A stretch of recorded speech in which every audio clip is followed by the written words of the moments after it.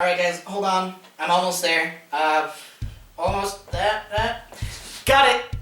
Hey everybody, Sean with the Technophiles Newscast. Sony and Panasonic have been working on the next disc-based technology that's meant to replace the Blu-ray. It's called the Archival Disc. The earliest iterations of the Archival Disc can store up to 300 gigabytes, as opposed to the 128 gigabytes that Blu-ray currently maxes out at. Eventually, Sony and Panasonic believe that they'll be able to store an entire terabyte of information on the archival disc. What this means is that you're now going to have even more storage room for things like games, although an SSD is faster.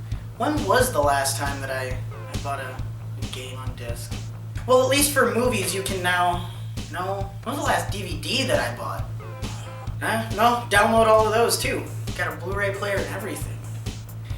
I haven't even bought any of those. That's alright, I'm just going to keep doing what I've been doing, backing up all my information on Laserdisc.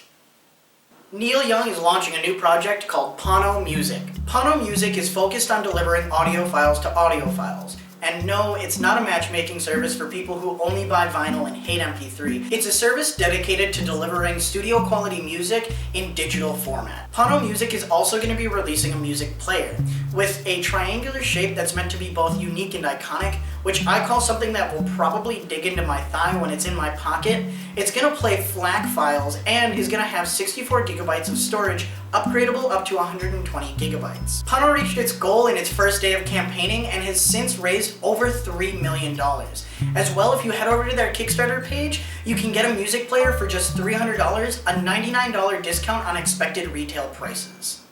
Doctors at Beth Israel Deaconess Medical Center in Boston have started using Google Glass and QR codes to make patient information more readily available. Doctors were able to scan QR codes and pull up basic patient information like what medications the patient has been on, as well as summary reports of their stay at the hospital. For those of you that are worried that this information is going through Google servers and is potentially at risk, don't worry. The app has been designed so that all of the information stays in-house, meaning that it's all stored on the hospital servers and never actually hits the internet. However, that doesn't really make much of a difference because the NSA already has all that information on you. Oh, this one? This is the space-time manipulator. Yeah, it runs time really well. Blocks is to smartwatches what Project Ara is to smartphones. That is to say, it's a modular device that hasn't actually been proven to work, but gets me more excited than a 10-year-old getting an N64 for Christmas. Come on guys, what are you doing? What are you all doing? Like a child playing with Legos, you can mix and match the different pieces into your smartwatch and tailor its functionality to your needs. Guys, I got coffee in 15 minutes. The links in the band will each have separate functionality, and what that means is you can mix and match as you like. Want GPS? There's a link for that. Want an accelerometer? There's a link for that. We want... what? Oh. Ooh. No, I'm not reading that. What are you guys doing? But I guess there can be a link for that. You can also change out the screen, which means if you want to conserve battery, just go with an eating screen instead of an LED screen. What makes this idea so tantalizing to me is the potential for third-party hacks and designs. Of course, with that functionality comes the idea that you might make your smartwatch completely non-functional. So there's that. Links in the doobly-doo down below. Popcorn Time is a unique new service that allows you to stream movies off of BitTorrent. Just pick the movie that you want to watch and then stream it off of a Cedars computer. Popcorn Time is... Sorry, apparently the installer was just taken down. Well, Popcorn Time was... it's back up again.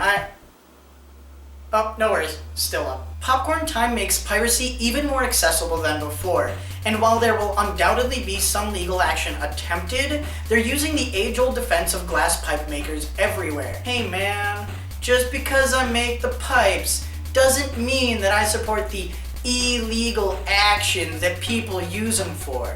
Wink! It's my understanding that they don't normally wink after their defense. That is it for the Technophiles Newscast. Thank you guys so much for watching. If you enjoyed, please like, subscribe.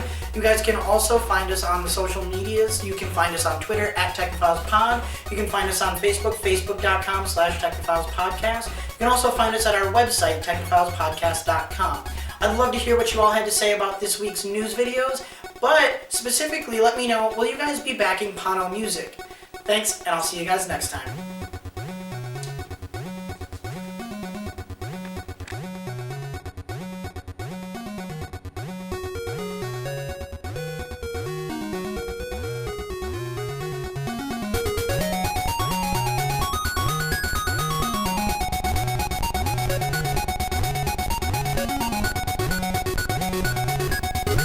You guys click on that yet?